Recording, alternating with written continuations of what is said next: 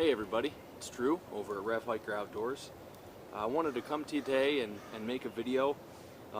It's pretty cold. I'm tired of this winter, to be honest.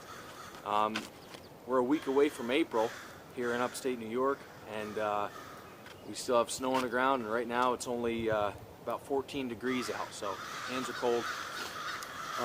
So anyway, these crows are showed up. I'll be able to make a video, but I wanted to make a series of videos, and this will be the first one.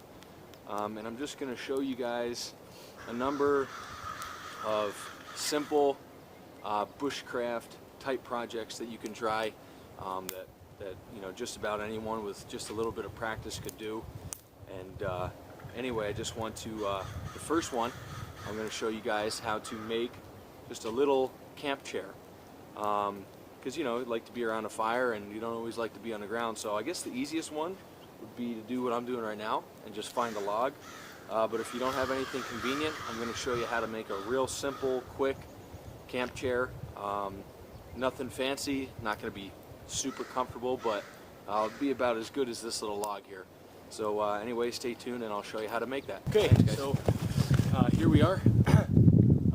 So what you're going to need for making this camp chair, first of all, you just need a tree to put it up against. Doesn't really matter the size. You know, it can be, really just depends on how you want to set your poles. So what I've gone and gathered is just a pole. This is maybe 4 or 5 feet, yeah, maybe 5 feet tall. So you need one of those. You need one like this, actually 2 like that, excuse me, and then a centerpiece to sit on. And you should definitely make sure this is strong enough to sit on. So what I've done here is I've cut in a piece, and you say, oh yeah, you could sit on that. But you have to look out for knots, rotten pieces. There's no way that's holding my big can on there. So you have to get something stronger. Now when I make these, I try to use deadfall. I don't like, you know, killing a tree just for the sake of showing you guys how to make a chair. And in the woods I'm in, there's plenty of stuff I can find on the ground. So anyway, I'm just going to show you how I'm going to process this next piece of wood that I'm going to use. Now I will say this, as far as tools, you guys can use whatever you want. If you've got a camp saw, you know, a folding camp saw, if you've got a hatchet, if you've got a knife and a baton, that's all cool. What I'm using today is pretty much solely my Leatherman. This is a charged TTI. Love this thing, so I'm just going to show you guys some of the easier ways to process some of this wood, and we'll see if these are strong enough. But one way that I found is useful to saw is I make my mark where I want to saw it, and then keep it from wiggling too much. Just kind of clamp it in between your legs, more or less.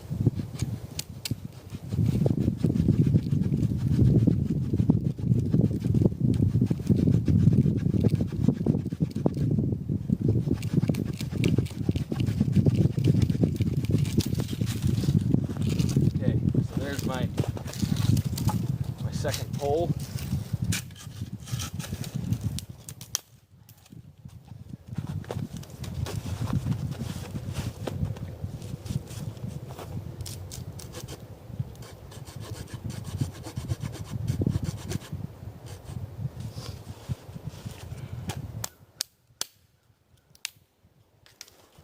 There we go. And something about this height will actually be useful because your cross piece will sit right in there. Okay, so I'll be back as soon as I find a suitable piece for me to sit on. Okay guys, so I found a piece to use for the cross piece. It's actually got a little dip in it, and it's kind of right where I'm going to sit. So I wanted to make mention, in case you guys don't have tools, or if you really want to, you know, make this and save your tools for something that you really need them for, I wanted to show you one way that I learned to process firewood that really saves my tools.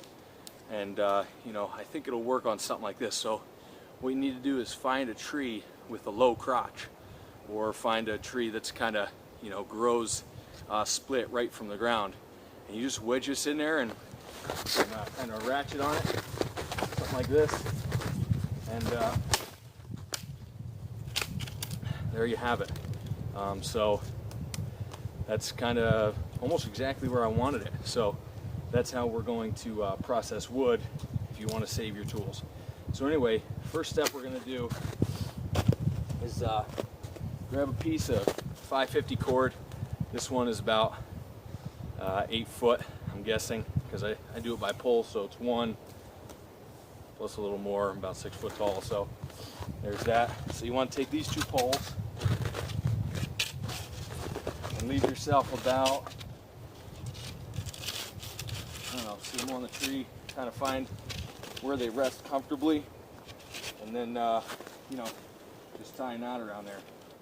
Now the knot you're going to want to do, at least I don't know if you want to do it, but what I do is I'm going to leave, I don't know, 8-10 inches out, and when I lash these together, I'm going to end up, I'm going to wrap it around, really pull down on it, then I'm going to tie a Canadian jam knot, cinch it down. This doesn't have to be a permanent thing. Canadian jam knot is super easy to get out. So I'm going to take my poles, put them where I want them. It's going to be about here. Again, leave yourself some tag end. And when you wrap it, make sure you wrap a couple times each way. You want to overlap that tag end.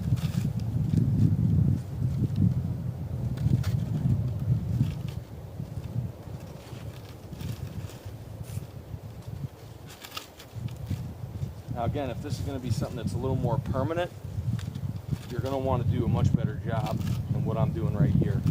But I'm just showing you the kind of fast and dirty, if you will. So in all honesty, that's more than enough to hold this. This stuff will hold 550 pounds. So here's what I'm going to do for my Canadian jam knot. So you tie a knot, leave yourself an inch or two to grab onto. Just a little simple overhand knot. Then you tie a second knot, but you leave room in there for the other piece of rope to pass through. Slip this through, tighten up on it, and this is just kind of a self-tightening knot. So you just pull this back from where it came, give it a good tug, and that's not going anywhere. Now with this extra, set it up on the tree where you want it, and for a little extra security,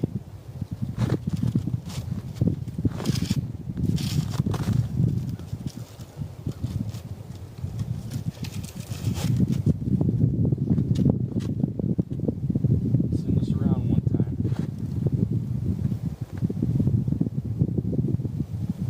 And then just tie it off.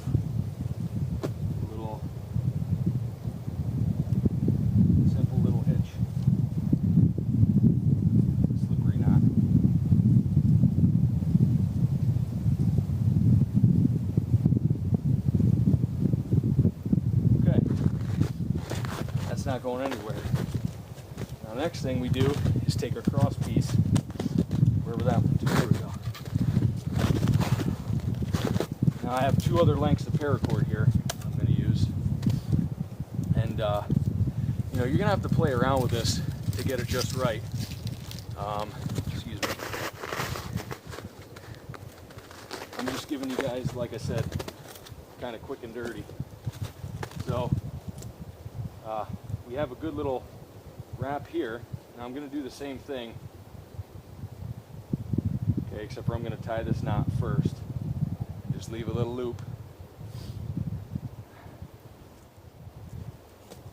Give this a few wraps.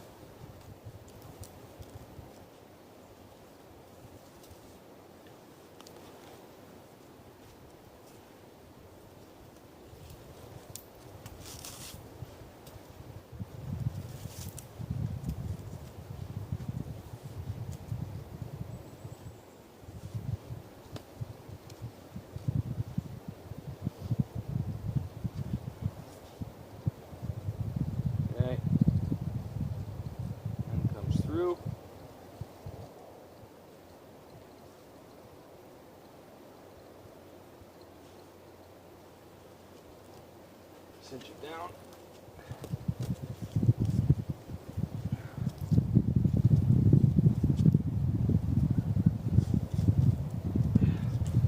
And there we go. Now I'm going to cut the video, do this side. You guys don't need to see me do all three. Then I'll get back to you. Okay guys, so here we have it. This is my little camp chair. See, it's just a little A-frame, leans up against a tree, and this is actually portable. I mean, if you wanted to, you could take it with you, but I guess I'll go ahead and test it out. And oh, there we go. Fits nice. I like that little dip in the branch. Works nice for me. So anyway, hope you guys enjoyed this. If you want to learn how to tie a Canadian gem knot, just look up anybody.